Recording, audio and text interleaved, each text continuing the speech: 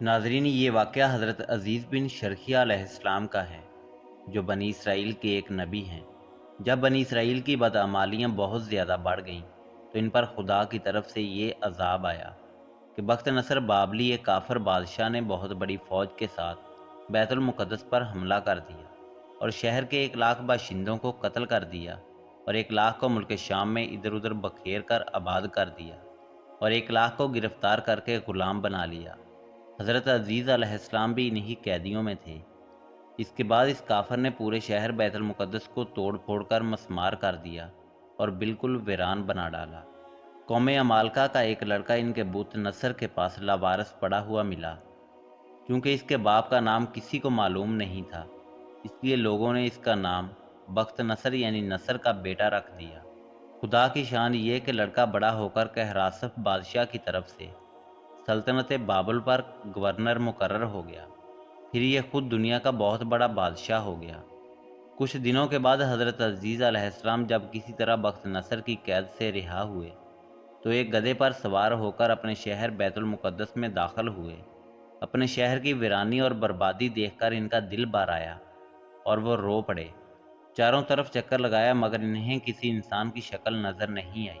ہاں، یہ دیکھا کہ وہاں کے درختوں پر خوب زیادہ پھل آئے ہیں جو پک کر تیار ہو چکے ہیں، مگر کوئی ان پھلوں کو توڑنے والا نہیں ہے۔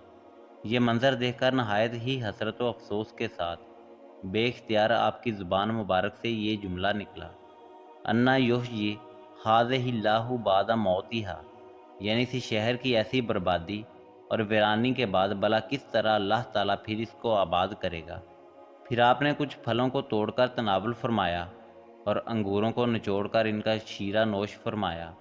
پھر بچے ہوئے پھلوں کو اپنے جولے میں ڈال لیا اور بچے ہوئے انگور کے شیرہ کو اپنی مشک میں بھر لیا اور اپنے گدھے کو ایک مضبوط رسی سے باندھ دیا، اور پھر آپ ایک درخت کے نیچے لیٹ کر سو گئے، اور اسی نیند کی حالت میں آپ کی وفات ہو گئی۔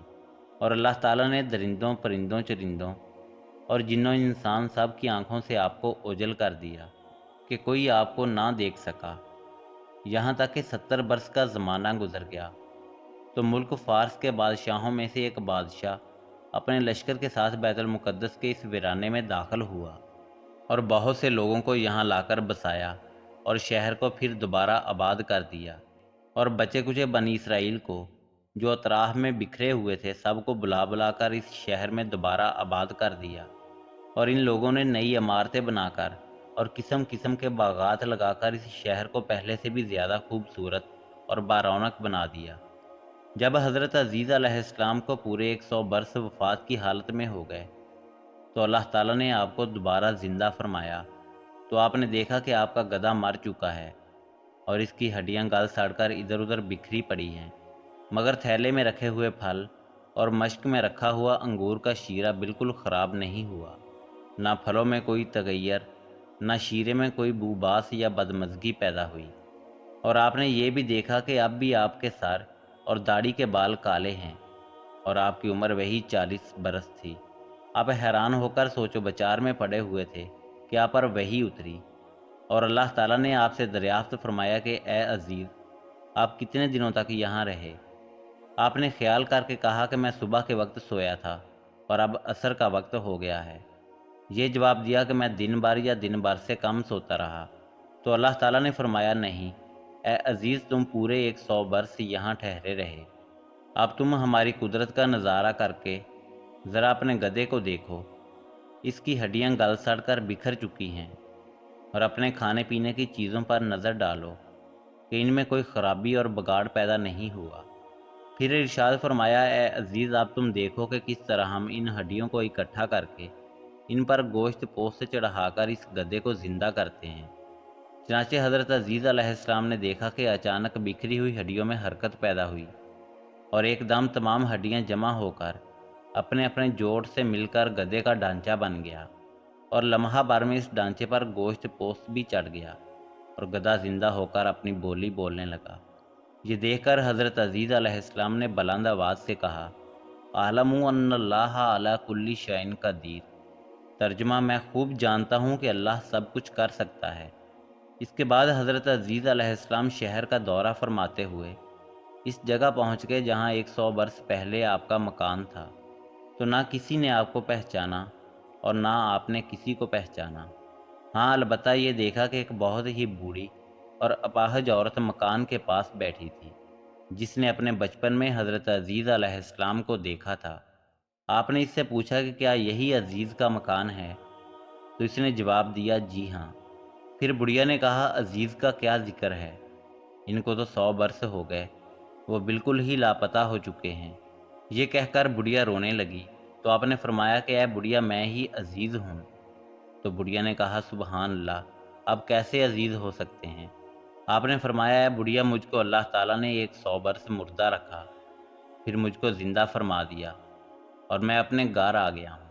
تو بڑھیا نے کہا، حضرت عزیز علیہ السلام تو ایسے باکمال تھے کہ ان کی ہر دعا مقبول ہوئی تھی۔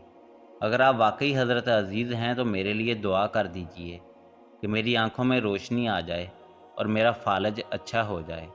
حضرت عزیز علیہ السلام نے دعا کر دی تو بڑھیا کی آنکھیں ٹھیک ہو گئیں اور اس کا فالج بھی اچھا ہو گیا۔ پھر اس نے غور سے آپ کو دیکھا تو پہچان لیا اور بول اٹھی کہ میں شہادت دیتی ہوں کہ آپ یقیناً حضرت عزیز علیہ السلام ہی ہیں۔ پھر وہ بڑھیا آپ کو لے کر بنی اسرائیل کے محلہ میں گئی۔ اتفاق سے وہ سب لوگ ایک مجلس میں جمع ہوئے تھے۔ اسی مجلس میں آپ کا لڑکا بھی موجود تھا جو 118 برس کا ہو چکا تھا، اور آپ کے چند پوتے بھی تھے جو سب بوڑھے ہو چکے تھے۔ بڑھیا نے مجلس میں شہادت دی اور اعلان کیا کہ اے لوگو، بلا شبہ یہ حضرت عزیز علیہ السلام ہی ہیں۔ مگر کسی نے بڑھیا کی بات کو صحیح نہیں مانا۔ اتنے میں ان کے لڑکے نے کہا کہ میرے باپ کے دونوں کندھوں کے درمیان ایک کالے رنگ کا مسا تھا جو چاند کی شکل کا تھا۔ چنانچہ آپ نے اپنا کرتا اتار کر دکھایا تو وہ مسا موجود تھا۔ پھر لوگوں نے کہا کہ حضرت عزیز کو تو تورات زبانی یاد تھی، اگر آپ عزیز ہیں تو زبانی تورات پڑھ کر سنائیے۔ آپ نے بغیر کسی جھجک کے فوراً پوری تورات پڑھ کر سنا دی۔ بخت نصر بادشاہ نے بیت المقدس کو تباہ کرتے وقت 40,000 تورات کے عالموں کو چن چن کر قتل کر دیا تھا، اور تورات کی کوئی بھی جلد اس نے زمین پر باقی نہیں چھوڑی تھی۔ اب یہ سوال پیدا ہوا کہ حضرت عزیز نے جو تورات پڑھی ہے وہ صحیح ہے یا نہیں؟ تو ایک آدمی نے کہا کہ میں نے اپنے باپ سے سنا ہے کہ جس دن ہم لوگوں کو بخت نصر نے گرفتار کیا تھا، اس دن ایک ویرانے میں ایک انگور کی بیل کی جڑ میں تورات کی ایک جلد دفن کر دی گئی تھی۔ اگر تم لوگ میرے دادا کے انگور کی جگہ کی نشاندہی کر دو تو میں تورات کی ایک جلد برآمد کر دوں گا۔ اس وقت پتہ چل جائے گا کہ حضرت عزیز نے جو تورات پڑھی ہے وہ صحیح ہے یا نہیں۔ چنانچہ لوگوں نے تلاش کر کے اور زمین کھود کر تورات کی جلد نکال لی تو وہ حرف بحرف حضرت عزیز کی زبانی یاد کی ہوئی تورات کے مطابق تھی۔ یہ عجیب و غریب اور حیرت انگیز ماجرا دیکھ کر سب لوگوں نے ایک زبان ہو کر کہنا شروع کر دیا، بے شک حضرت عزیز یہی ہیں اور یقیناً یہ خدا کے بیٹے ہیں۔ چنانچہ اسی دن سے یہ غلط اور مشرکانہ عقیدہ یہودیوں میں پھیل گیا کہ معاذ اللہ حضرت عزیز خدا کے بیٹے ہیں۔